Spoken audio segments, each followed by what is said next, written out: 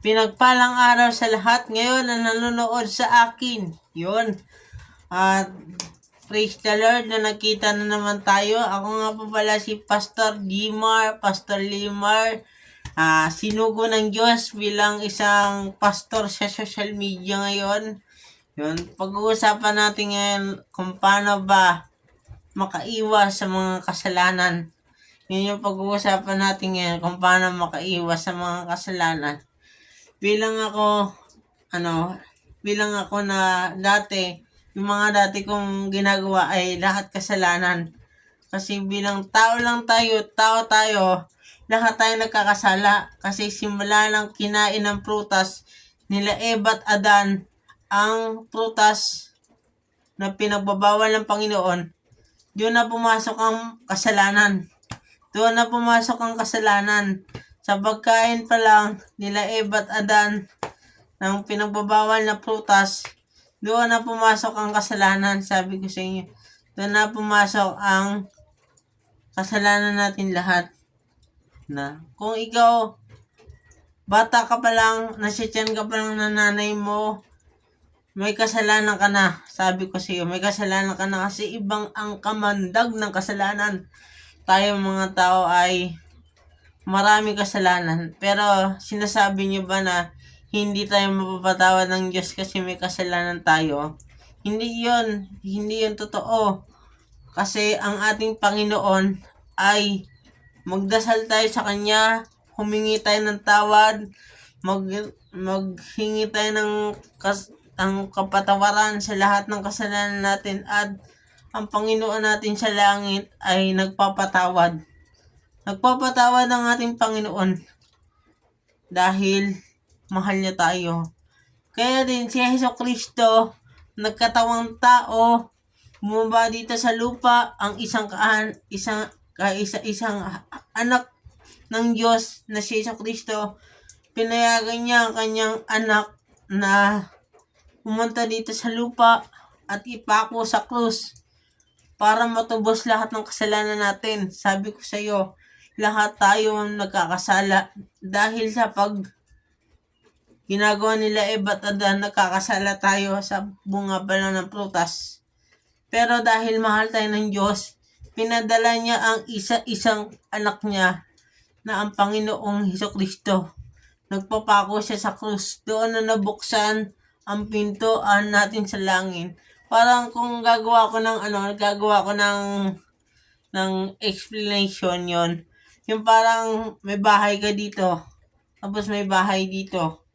Hindi ka ang gitna nila bangin yung gitna, bangin. Walang tulay na dadaanan mo. Saan ka dadaan yun? Kasi pag saan ka dadaan, dito yung bahay mong isa, dito yung bahay mong isa, sa gitna, bangin. Paano ka makakatawid? Yun yung Panginoong Hesukristo. Naging tulay siya, Parang daanan siya na tulay na lahat tayo makakapasok sa langit. Siya ang tulay, siya ang gabay. Sabi ko sa iyo, siya ang naging tulay natin para maligtas tayo sa kapahamakan. Siya ang naging bridge, tulay, para makadaan tayo sa langit. Baka makapuntang langit. Siya ang daan. Kasi lahat ng tao, pagbangin, pinag-uusapan, impyerno hindi sila makakatawid. Lahat mapupunta sa impyerno. Kaya yung Panginoong Hesukristo, siya ang tulay, siya ang gabay. Ginawa siyang tulay para makapasok tayo lahat sa langit. Yun ang explanation ko.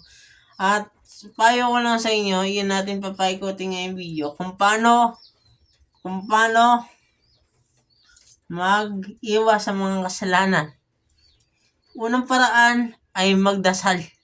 Humingi ka ng tulong sa ating Panginoon. Hingiin mo ang gabay niya na sana, Lord, ilayin niyo po ko sa lahat ng kasalanan. Ilayin niyo po ko sa lahat ng masamang utos ni Satan. Sana po, lahat po ng masamang gawain ko po, sana po, wala na po sa akin, at ilayin niyo po ko sa lahat ng masama. Kasi once na manghingi ka ng tulong sa ating Panginoon, ay gagawin niya lahat para ikay tulungan sa lahat ng problema mo.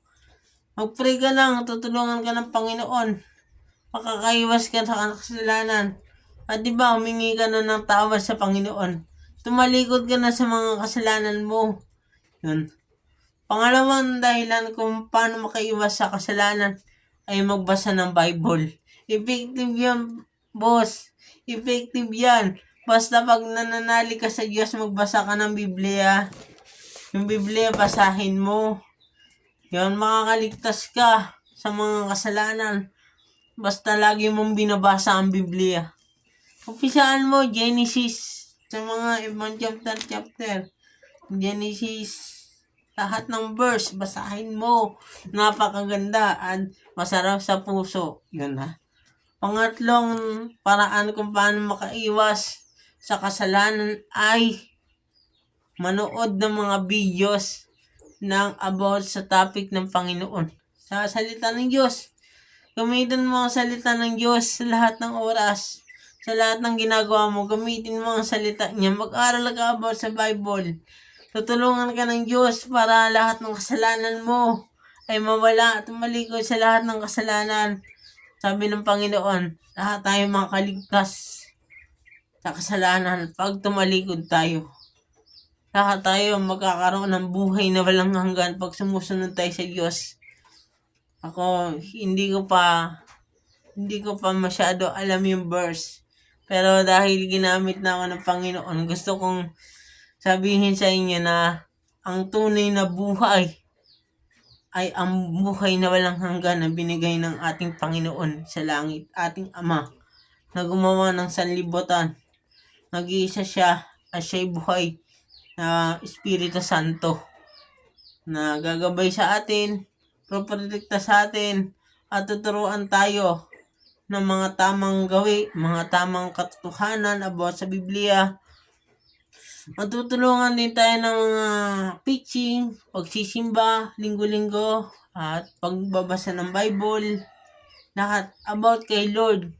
Ako, ginagamit ko ngayon ng social media para makatulong ako sa iba na malaman yung katotohanan na may si Jesucristo at ating Diyos Ama ay magkaiba. Ang ating Diyos Ama na gumawa sa langit at lupa, yun ang Panginoon nating nasa langit. Panginoon nating nasa langit. Tinatawag siyang Jehovah, tinatawag din siyang Yahweh. Bahala na kayo kung anong tawag sa kanya. Pero siya ang Ama ng gumawa ng langit at lupa. Si Jesucristo, ang ating tagaligtas, nagpapako siya sa krus, tinubos niya lahat ng kasalanan natin para tayo ay tuwirin sa mga kasalanan. Siya ang naging tulay para makapunta tayo ng langit. Yan. Ako dati, grabing kasalanan ko dati. Mga iba't ibang kasalanan. Naging alipin ako dati ng masama. Pero dahil nakilala ko ang tunay na Diyos, nagsisimula na ako nangangaral sa iba kahit hindi pa ako masyadong pastor. Parang umpisa pa lang ng pastor ko. Parang nangangaral pa ako sa iba about sa natutunan ko lang sa YouTube, natutunan ko sa simbahan namin. Yun, sinishare ko sa inyo para lahat tayo. Para masanay na rin ako na ito yung mga vlog ko about sa atong Ginoo na si Jesucristo, sa ating Diyos Ama na si Jehovah God. At tagaligtas natin ng Panginoon sa lahat ng oras. Yun na lang, dito na lang. I'm Limar Igni Balidio. I'm Jimar Balidio. Magpapastor na ako at salamat. God bless.